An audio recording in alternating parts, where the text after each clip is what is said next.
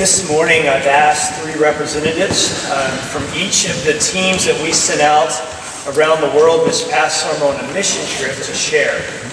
And so what you're going to hear this morning is a brief description of what they did and the way that God was working.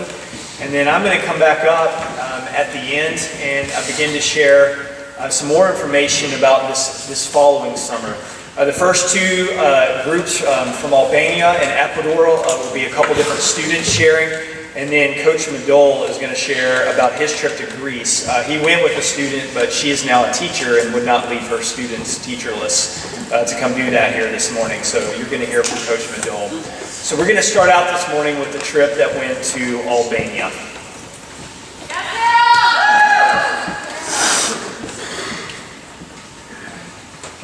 Could everybody who went to Albania this summer stand for just a second? So this summer, Dr. Case took Peyton Harton, Grady Johnson, Justice B. Elland, and Hannah Anderson and myself to Albania for 1 month, where we worked teaching English using the Bible to read. One of the things that constantly stood out throughout our trip was whether or not we were willing to live out our faith. That's a constant question that the church in Portia deals with, and it was something that the pastor there asked us to kind of address while we were there. But, do we, live our faith every day, or do we put it on the shelf and pull it out every now and then? We saw example after example in that church of people who were willing to live out their faith every single day. There were people like Mother Rosa, whose family, her daughter had died, her son was not following the Lord. It was just a very difficult situation, and yet she had joy beyond description. And she was willing to welcome us into her home for a meal. Even though she couldn't speak English, she couldn't communicate with us, she was willing to spend that time with us because of her faith, because she wanted it to be strengthened, and she wanted us to have an influence in her church. There were people like Albert, who when he became a Christian, this village elders actually sat him down in his home and told him he was wrong, asked him what was wrong, asked him what they could do to change his mind.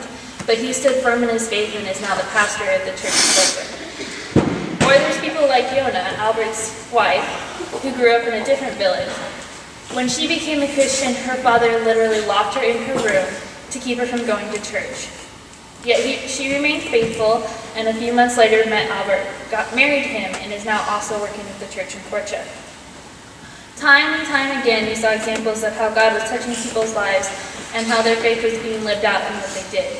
It challenged us, it made us grow, and it helped us come together. I just want to ask you guys to consider the possibility of if you're willing to be challenged like that.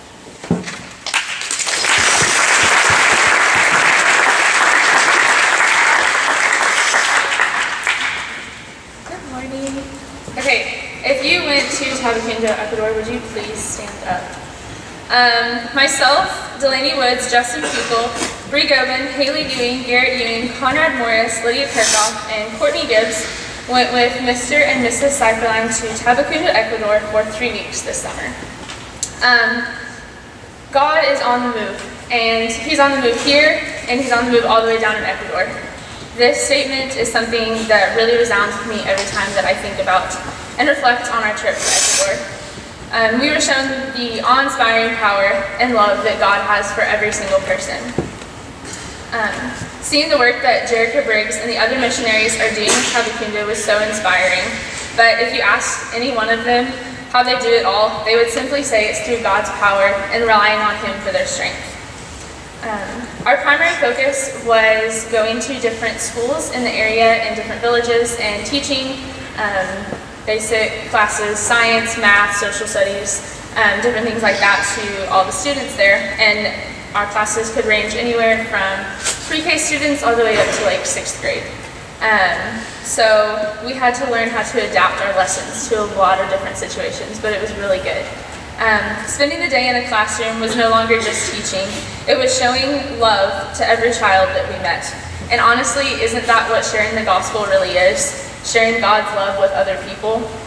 Playing with the children wasn't just for fun anymore, even though I know we all loved it, but that was the time that we got to give love and encouragement to each child that we encountered. But we weren't the first ones who were bringing this love to these children. God has placed remarkable individuals in Tabacundo to work for his kingdom. Those of us who went on this trip were blessed with the opportunity to join that kingdom work. This work is constantly changing and growing every day. The orphanage is always bringing in new families of children. The after-school program is calling for more help as their numbers increase immensely. And the Christian school is searching for capable teachers to equip their youth. And the church in Tabacundo finally has a place that they can call home. God is moving through the city of Tabacundo in breathtaking ways, and all of us on this trip were blessed to be able to be a part of that.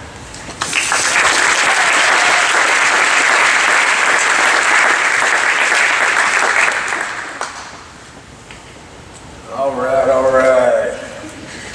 This past spring, I was blessed, given the opportunity of a lifetime. I will sit on my couch, the evening news will come on, and I'll hear these words, I'll hear these names like Al-Assad, ISIS, refugee crisis, Middle Eastern, Muslim, Islam. And in all honesty, while I sit here in York, Nebraska, it really doesn't make a huge impact on me. Until it did. You see, Greece, unlike the United States, Greece has opened its borders to refugees from the Middle East. And this past spring, Alyssa Didier and I, who's up there in the photo, we went to Athens, Greece, and my world from York, Nebraska was then face to face with the world that I had only seen blurbs of on the TV.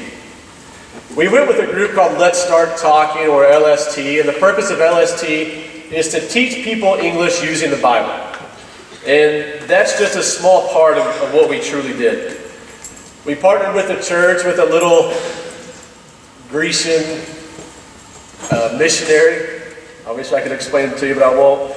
And we partnered with this little guy named Dino, and we opened the doors of this church, and before you knew it, dozens upon dozens of refugees came pouring into this church because they wanted to learn English from the Americans.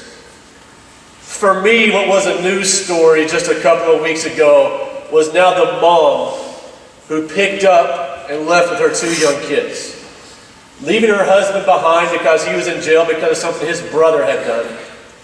And it's her story of trials and tribulation just to get to Athens from where she started.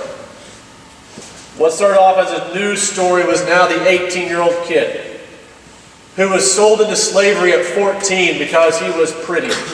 And his cousin thought that he could make money off of it. And he did. So he picked up and he left, not having any idea what the future holds, but he knew that he had to get out from where he was. And here we were. There I was. You see, I look back on that trip and I wish I was able to do more. I wish I was able to do more for those people who had left everything behind and took that step to the new world. They left their home without any clue of what was ahead of them. All they knew is they had to get out. And as much as I wish I could have done more for those people, I rest my head at night knowing that I shared Jesus with them. And although I'm limited in what I can do, what I can do for them, what I can do in their life, Jesus isn't. And because of that, the thing that they need most in their world, hope and love, they've got. Thank you, guys.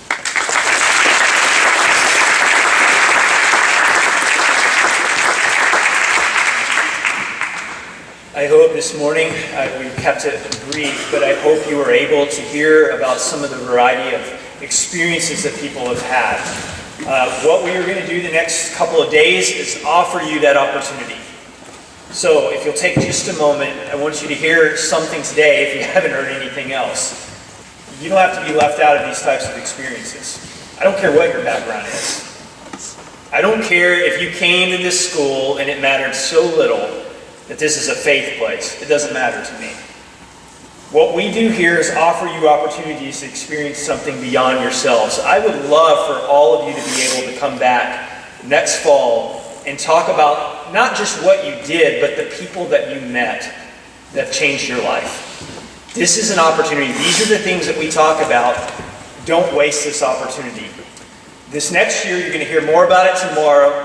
We're going to re-enter an official relationship that we used to have with Let's Start Talking. Now, we'll talk more about it, but their representative, Miss Malvina's down here. Would you wave for the crowd? We are going to unleash her on you in the calf in just a few minutes. She's going to come and she's going to encourage you and try to get you to step out of your comfort zone. And we've asked her to do that. She's going to share tomorrow in chapel, but she's going to be around here today after chapel. She'll be in the calf. Visit with her. And don't run away if she comes up to you and talks to you. This might be an opportunity. This might be your opportunity to live beyond yourself.